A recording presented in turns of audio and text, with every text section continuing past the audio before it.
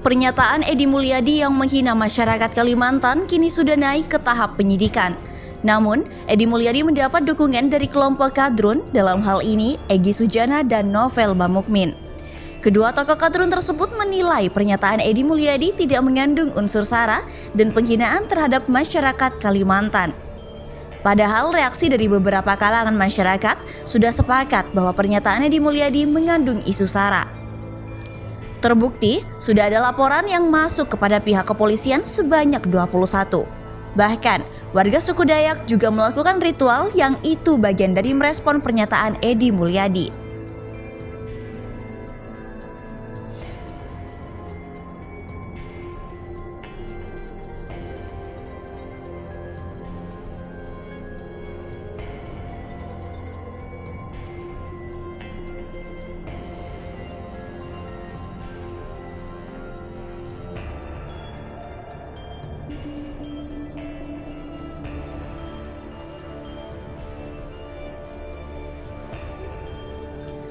Dilansir dari terkini.id Jakarta, viralnya sosok Edi Mulyadi di media sosial yang menyebutkan bahwa Kalimantan sebagai tempat jin buang anak mendapat sorotan dari Wasekjen Persaudaraan Alumni PA212 Novel Bamukmin.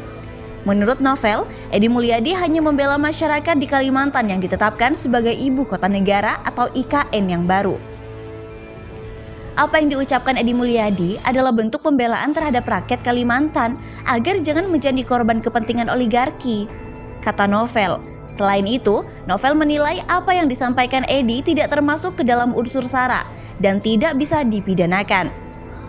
Dari yang saya amati, tak lain beliau berbicara pada konteks tempat atau lokasi hutan dengan penuh bekas pertambangan, ujar Novel. Dia juga menyebut bahwa kehebohan Edi Mulyadi ini menjadi pengalihan isu dari pihak pemerintah terkait masalah pemindahan IKN. Kepentingan oligarki sedang terganggu dan Edi Mulyadi pun telah minta maaf kepada rakyat Kalimantan, tegas Novel. Dilansir dari JPNN pada Selasa 25 Januari 2022, di sisi lain di samping berbagai kontroversi yang pernah mencuat terkait Edi Mulyadi, Edi diketahui sempat menjadi caleg PKS namun gagal. Politikus PDI Perjuangan Ruhut Sitompul pun menanggapi soal masalah ex-calon legislatif dari Partai Keadilan Sejahtera, Edi Mulyadi yang diduga menghina Kalimantan. Ruhut meminta PKS tidak usah membela ex-kadernya yang dinilai sudah sembarangan dalam berucap. PKS juga nggak usah membela, kata Ruhut. Ruhut meminta Edi Mulyadi agar bisa menjaga ucapannya, supaya tidak menyakiti perasaan orang lain. Selain itu, Ruhut juga berharap Edi bisa dihukum seberat-beratnya. Ruhut juga mendukung pihak yang sudah melaporkan Edi ke kepolisian. Saya rasa orang seperti ini harus diberi hukuman seberat-beratnya, biar orang tidak meniru karena orang lebih mudah mencontoh yang jelek bukan mencontoh yang baik, ujar Ruhut. Sebelumnya, pernyataan Edi Mulyadi yang menyinggung soal Kalimantan sempat viral di media sosial.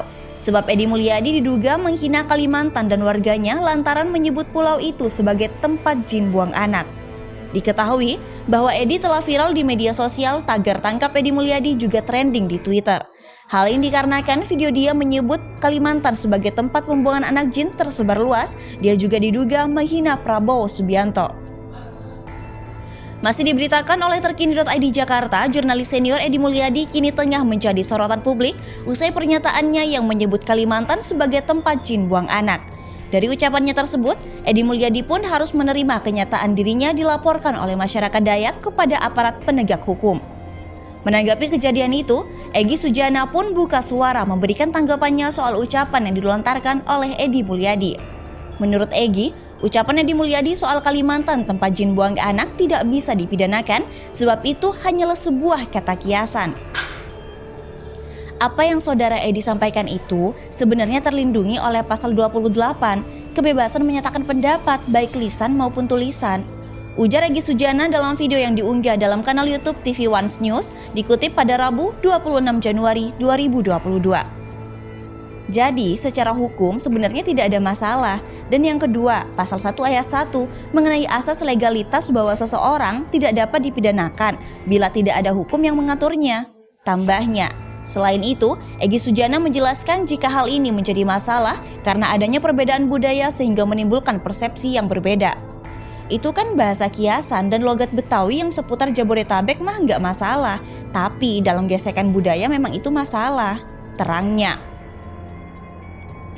Menurut Egy, masyarakat Dayak tidak bisa menghukum Edi Mulyadi secara hukum adat karena tidak bertentangan dengan hukum yang ada.